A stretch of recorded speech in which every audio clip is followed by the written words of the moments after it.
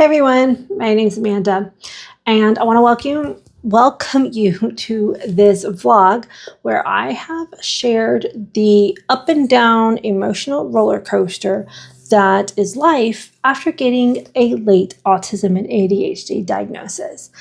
I got diagnosed a little over 2.5 years ago at the age of 42. Before I start into today's topic, I have an announcement. After about 2.5 years of this channel, I am going to do a rebrand, and I want to have a new username that I'm going to try to change across platforms. Finding a username that I can use everywhere might be challenging, but I feel like I've just kind of outgrown I Am Mind Blind.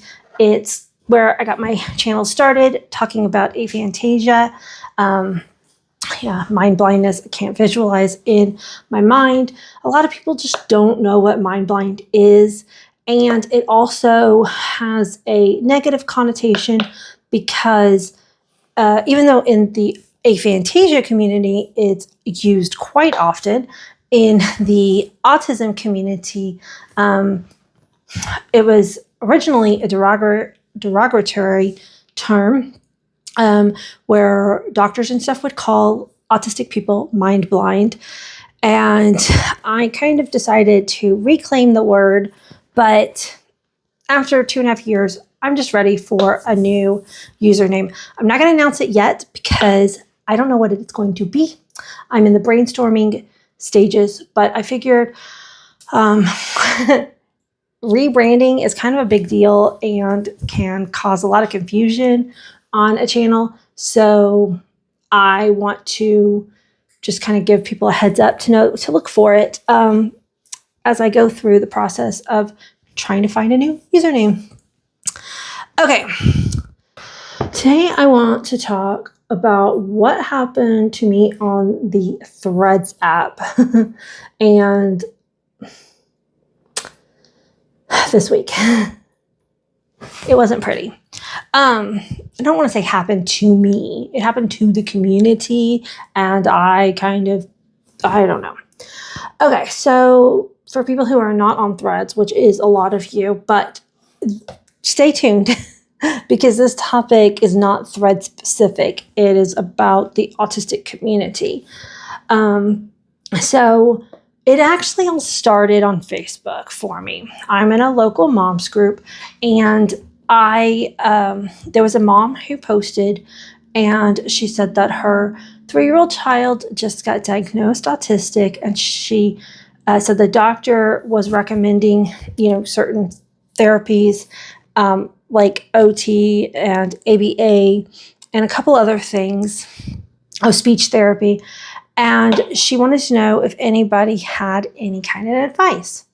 So to be quite honest, I am very triggered by ABA. And to say ABA by definition is a behaviorist therapy that uses reinforcement and punishment to increase desirable behaviors and decrease undesirable ones, often with adult-defined goals and little regard for the autistic person's autonomy or sensory needs. If what you're doing is child-led, respectful, and focused on co-regulation and connection, not compliance, then it's not ABA. Calling it ABA just muddies the waters, confuses parents who are trying to do the right thing, and slows down the push for better affirming support options. For people who don't know, ABA is applied behavioral analysis. It's a very complicated and nuanced topic. It has a lot of history in the autistic community. Years ago, ABA was created as a way to cure autism, and a lot of people refer to it as dog training for autistic children. It is very much based on punishment and withholding rewards for behavior that you would want to see in a child. They used to actually even use shock therapy on kids. They would withhold affection until a child complied. And there was lots of other terrible things that would happen. But like I said, it's nuanced. And there are people in the autistic community who went through ABA and are glad they did. There's also a lot of autistic people who went through ABA and are in therapy due to all the trauma that it caused. I was late diagnosed. I did not have a diagnosis in the 90s, so I did not go through ABA therapy myself. And I'm actually very grateful for that. But I'm going to get into that a little bit more. So on Facebook, this mom, mentioned ABA. So without trying to just trauma info dump on her, I said something along the lines of, I am an autistic adult, and I would request that you do a lot of research into ABA because there are many autistic adults who believe that ABA is a very harmful therapy for children. And I just tried to leave it at that because that way she could look into it. If she wanted to ask me more questions, I indicated that I was available to talk to, but that was it. But then, of course, in my comment section, I got some what we call autism moms. And an autism mom in the community is a parent of an autistic child who is not autistic themselves or doesn't realize they are autistic themselves, which causes its own set of problems because it's genetic, and a lot of the autism moms actually are autistic and just don't know it.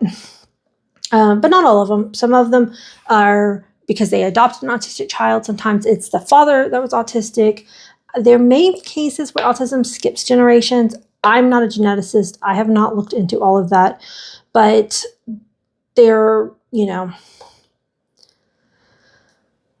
a lot of genetic components to autism. I'm so thirsty today. So there are a lot of autism moms or parents of autistic children who are not autistic themselves, who are wonderful, amazing, supportive, affirming, and just, not perfect. No one's perfect, but these are not the people I'm talking about. The ones I'm talking about are the ones who become martyrs. Like, oh, my child is autistic. My life is so hard. You don't understand what it's like to have a autistic child, various support needs. They like ABA because it makes their child comply, makes their life as the parent easier. And they are the ones that tend to speak up over autistic voices in online and other forums, and generally can be problematic. And again, you can be an autistic mom and not be an autism mom. I'm a mom of autistic children, there can be people like me who are autistic and have children who are autistic and still be problematic. Again, there's no monotype of any of this, and it's all nuanced. And we're talking about stereotypes. And when you're talking about stereotypes, you are going to have outliers who don't fit the stereotype and who are going to get kind of hurt by that label. And so I want to be sensitive to that, but stereotypes do exist for a reason. And sometimes, not always, stereotypes can help kind of like generically talk about a subject before you get into the nuance. Well, because ABA as a subject is very triggering to me, and I used to, in the early days of Threads, use Threads to process out loud, like I do here, but, it takes a lot more effort to put a video up than to just type a little paragraph on Threads. And I used to process out loud on Threads quite often. And I would have people who either got it, didn't get it, but would ask questions, Or, when my count was smaller, then it just went to the void and it wasn't, whatever. Nobody saw it anyway. Not that I have a huge account, but I do have a, decent size account now on Threads of 10,200, I think, followers on Threads. So my words now go out to a bigger audience. And, well, basically, what happened was there was a couple different conversations that went on. First, I kind of opened up my platform and said, hey, if you're an actually autistic adult, self-diagnosed included, please write down what you think of ABA, because I want to share this on a Facebook group so that a mom can hear actually autistic voices.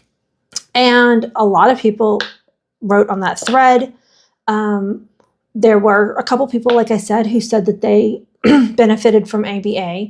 But again, the majority of the voices were either asking what it is because they didn't know, or saying that they are against it, and whether or not they personally were in it or not.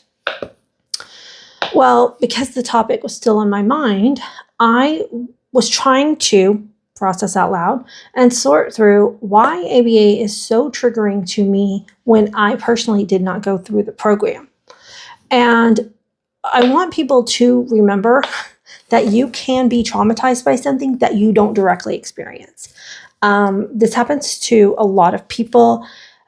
I tried to give an example on Threads at one point, and that also ended up having someone yell at me for my example.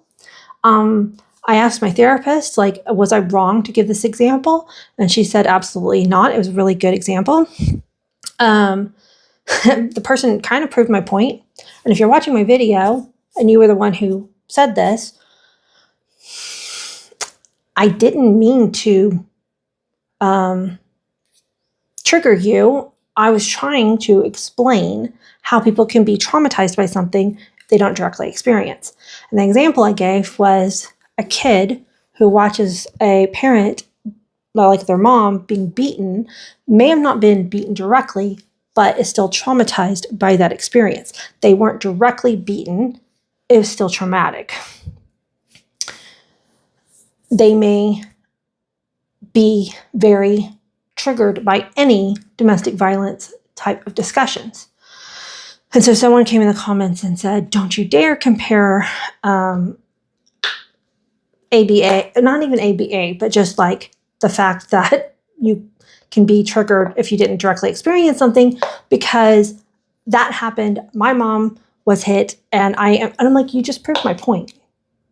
You just proved my point. You just said it didn't happen to you. You were traumatized by it.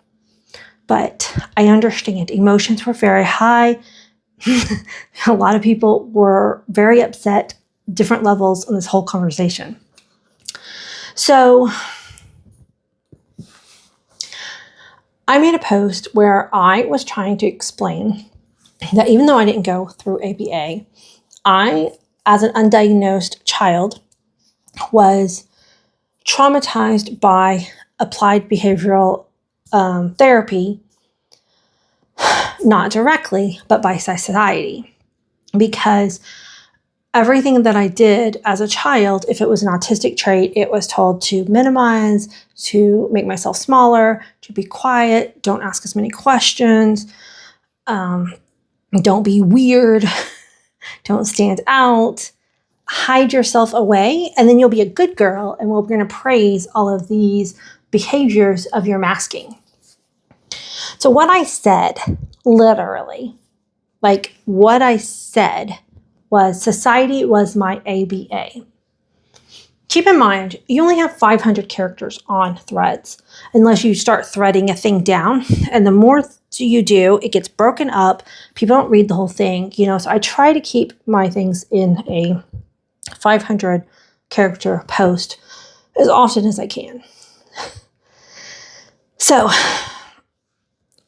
my sentence, society was my ABA, did cause harm to the community. I acknowledge that. I listened to people's upset. I didn't understand it in the moment. And I was really confused because I felt like we were saying the same thing, that ABA was harmful, but people were yelling at me. People were calling me names. They were literally cursing at me.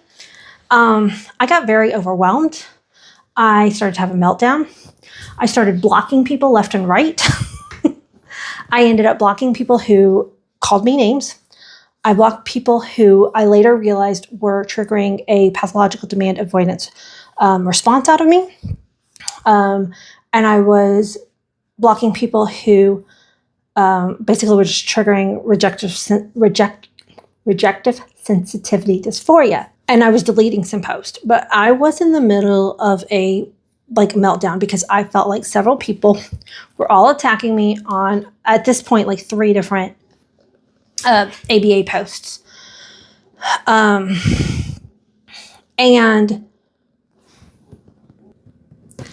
so remember, 2 things can be true at once, right? They were hurt, and I did not mean to cause hurt. Impact versus intent, or intent versus impact, is important, and I will address that. Secondly, society was my ABA is a metaphor. A metaphor is a literary device that is not meant to be literal. It's meant to point to something. It's meant to be figurative. I wasn't saying that I literally went through ABA. I was saying that the way that the adults who were supposed to support and protect me, they caused damage similarly to people who went through a formal ABA program. Understanding that I didn't. And at the end of my paragraph, I said, I cannot imagine what it would have been like to go through a formal program. I strongly believe that nobody should compare trauma or rank trauma. Like, my trauma was worse than yours. That is bad. I don't know, bad, but I mean, it's not productive because every single person's trauma is unique and individual to themselves. 2 people can go through the exact same experience. One person can come out with PTSD or CPTSD, and the other person could be fine. So trauma is unique to a brain. You cannot rank trauma. So a lot of people were saying that my sentence, society was my ABA, was comparing my trauma to theirs, and that I was saying that it was just as bad. For one thing, I'm saying we all, as autistic people, are traumatized by the society we're living in different ways. But I got to keep in mind that a lot of my audience who are autistic, myself included here, well, most of the time, a lot of times, we take things very literally. So society was my ABA. I meant it as a metaphor. A lot of my audience took it literally, which I completely understand why they did that. I want to briefly pause here and explain where some of the nuances come from on ABA. So one is the fact that, a lot of insurances will only pay for ABA. And not because it's better, it's because it was one of the original therapies for autism, and because originally it was touted that it could cure autism. And if you can cure something, then insurance is really excited about that. So instead of trying to reform insurance, a lot of therapists now say, they're a new ABA and they don't use methods like the old ABA, and they are child affirming.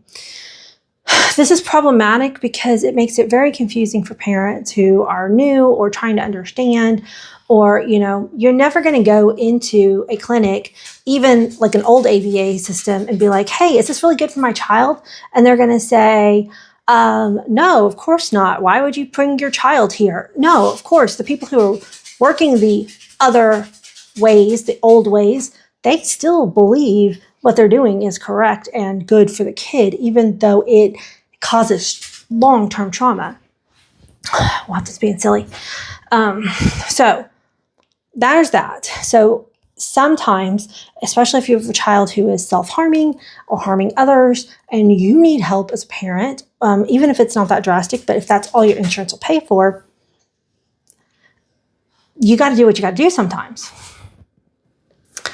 Another nuance of ABA is, unfortunately, in the society that we live in, we have the intersectionality of the BIPOC community and autism and police officers and law enforcement that, unfortunately, are not educated on autism and literally will kill an autistic person because they are not responding correctly to their commands. And this literally happened this week. We'll say his name. Victor Perez got shot by police officers for being autistic and brown. So there are parents in the BIPOC community who want to put their children through ABA so that they don't get it. And you know what? I don't blame them. Until we can reform insurance, until we can reform the police and law enforcement, you know what I mean? Like, sometimes a bad thing is better than another, you know? So if you hadn't heard, Victor Perez was a 17-year-old. I don't know what his ethnicity was. It's reported, he was brown. And the police showed up after a call and fired 9 shots in the 30 seconds that they arrived. That is not enough time to figure out what was going on. And so there is that. Hold on. The last nuance of ABA that I'd like to talk about that I'm aware of, and like I said, I'm learning out loud, so I might not have everything covered here. The last nuance is the fact that there are some autistic kids who went through ABA and are thankful, and they say that if they didn't go through ABA, then they would not be where they are in life today. And again, I don't want to put my shoe in my mouth or foot in my mouth or whatever that saying is, but I do think I understand.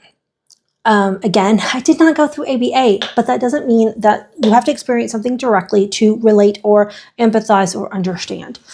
Again, society made me mask. And if I had not been taught to mask, would I have made it through college? Would I have met my husband and fallen in love with him? My masked behaviors created the life that I have. Does that mean it's okay? I personally don't think so, because the trauma that was caused by teaching me how to mask instead of affirm my autistic traits led to a massive burnout at around age 40 that I am still at age 45 trying to recover from. What people don't understand about burnout is that it can be so severe that a lot of women go through a mental health crisis. I luckily didn't have to go to a facility because I had enough support around me, but my brain literally got rewired. I am not the same person I was before my burnout. I have had so much skill regression and trying to relearn things that I used to be able to do because of the burnout from masking. That I have other topics, videos on burnout. I'm not going to go into it right now.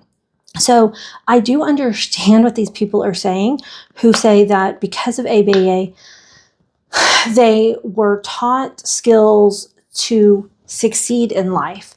Maybe they haven't hit a burnout yet. I mean, I didn't until I was 40. Maybe they won't. Maybe they have enough autistic accommodations in their life that they won't hit a burnout. I don't know. I can't speak for them. I don't want to say that their opinion of that is not valid. Maybe their life really would have been like horrific if they had not been taught to mask. There are some autistic people who can't not mask. I mean, I don't know if I said that right. There's some autistic people who cannot mask. Like those are the ones that people like look at them and they know, oh yeah, that person's probably autistic.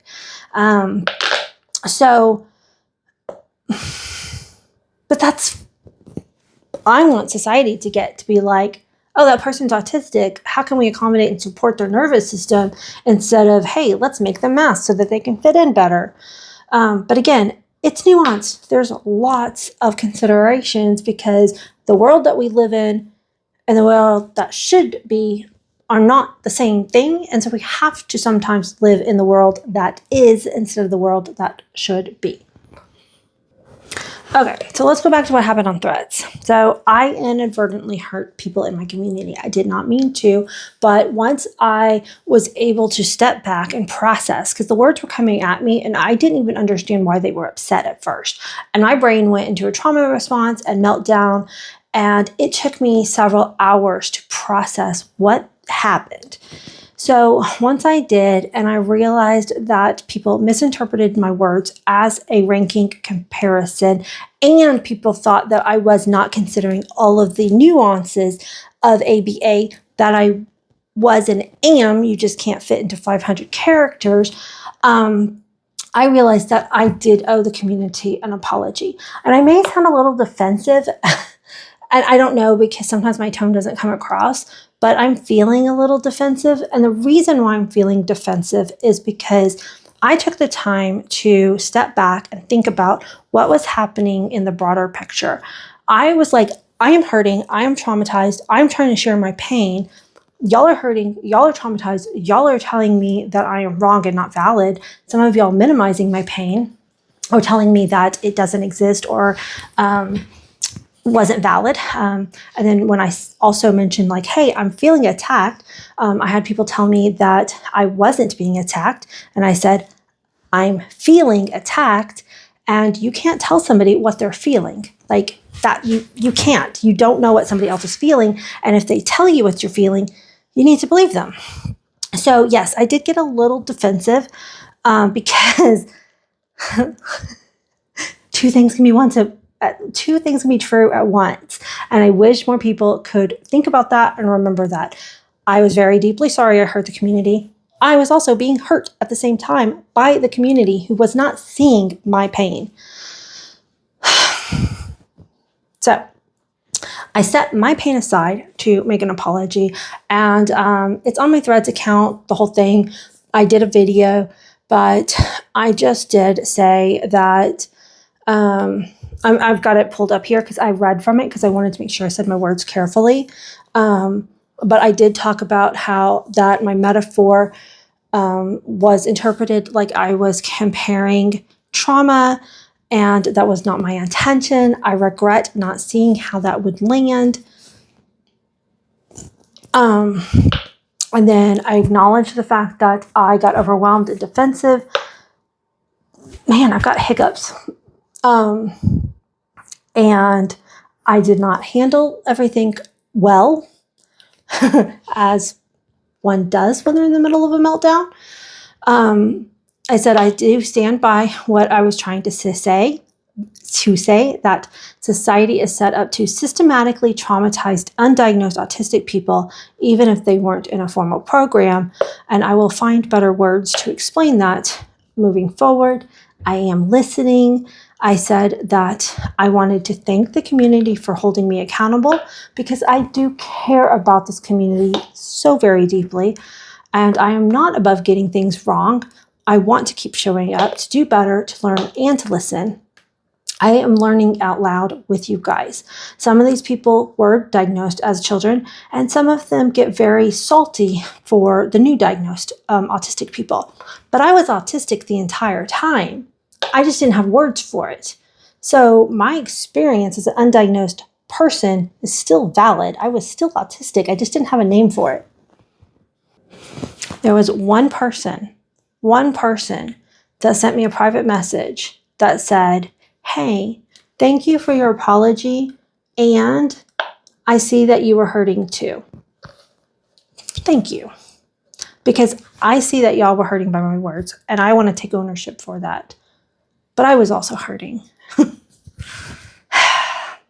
But, I knew I needed to set my pain aside for the apology. The other thing is, one of the people that I blocked, she ended up taking screenshots of what I had posted, which is the only reason why I have it now, because I deleted it and didn't save it. I didn't take my own screenshots before I delete it because I was in a freaking meltdown. And I only deleted it because several people asked me to. They said, this is inappropriate, you need to delete it. And again, at the time, I didn't understand why it was inappropriate. The things that they were saying didn't land. They weren't making sense to me. And I was just very confused and overwhelmed. So because so many people said delete it, I did go ahead and delete it. But then I was still trying to process it. I should have taken a screenshot, but I didn't. But she did. And then she posted it. And then I had a bunch of people like rallying against me because of her repost. And when I'd calmed down, I didn't unblock everybody because the people who called me names, I left blocked. But I did unblock some people. And she was one of them. And the reason why I unblocked her was because it was like, okay, I blocked you because of rejection sensitivity dysphoria and pathological demand avoidance. You didn't really do anything wrong. I do want to listen to your voice. I think she could have been kinder in her words, but she chose not to be, and that's how she chose to show up. But then because I unblocked her, I saw all of her posts and saw people talking about me instead of to me. So I was responding to everybody. Because, I don't love confrontation, but we can't be a community if we can't talk to each other. So I've said it before, my Instagram DMs are open. If you've got a problem with me, please reach out before you start talking about me, because most of the time it's probably miscommunication. Our diagnosis literally says we have struggles communicating, and oftentimes that's with other neurotypical people, but we can still struggle communicating with each other. And often because of the masking, that can make layers of complication in communication. So please, to anybody, who's watching my video, if I ever say something that bothers you, please talk to me before you talk about me. Because I like to think that I'm a pretty understanding person. And if I don't understand what you're saying at first, I do the work to process it and think about it. I'm a slow processor. It may take me a while, but I will do it. And we've got to hold space for that. We both might be right, because two things can be true at once, or we both might be wrong, or one of us may be right, one of us may be wrong, or it might be something that is just an opinion and there is no right or wrong. So I have spent a lot of time processing it. I spent my entire therapy session on Friday talking about this. I'm still a little charged by it. I am still triggered by the entire concept of ABA. There is a creator on TikTok that I absolutely adore. Her name is Jen Butler, and she just recently did a video talking about when she gets triggered, she uses that as an opportunity to explore because, there's something there about the reason why you're triggered. And so I'm going to continue looking into this because I do get very, very activated by ABA, and